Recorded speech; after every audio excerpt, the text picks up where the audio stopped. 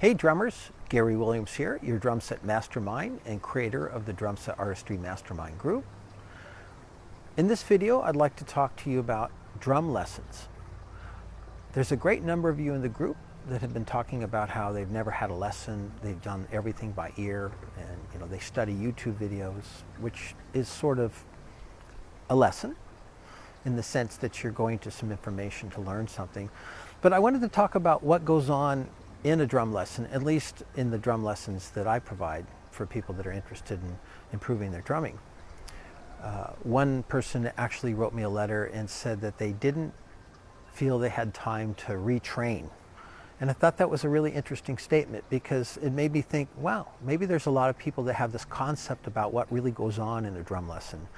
Like that you'd have to stop playing the way you're playing and then learn how to do it correctly, as though you're doing it incorrectly and that there's a correct way, which is not correct.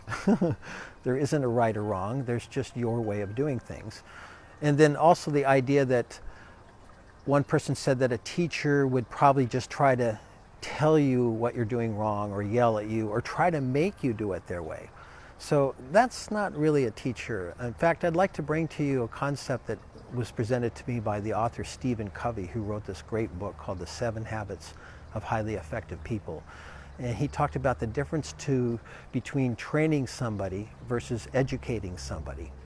And he said to train somebody is to put information into their mind. To educate somebody is to draw it out. In other words, everybody has pretty good common sense about how to do stuff. Sometimes they just don't understand the steps to do things to get to where they want to go. So, for example, I had a great lesson with a member of the group today, and we started off with him just playing a groove. And by watching him play a groove, I was able to suggest some things that he could do with his hi-hat playing to enhance the dynamics, and he said he really liked it and it created more flow. And then we got into some other stuff that he was doing, and it was all the stuff that he was already playing. And what I did is I shared with him some various options on how to reorchestrate, which means to move his hands in different positions, still playing the same kinds of rhythmic patterns to create a whole different way of making his drum sound like there's a lot more going on.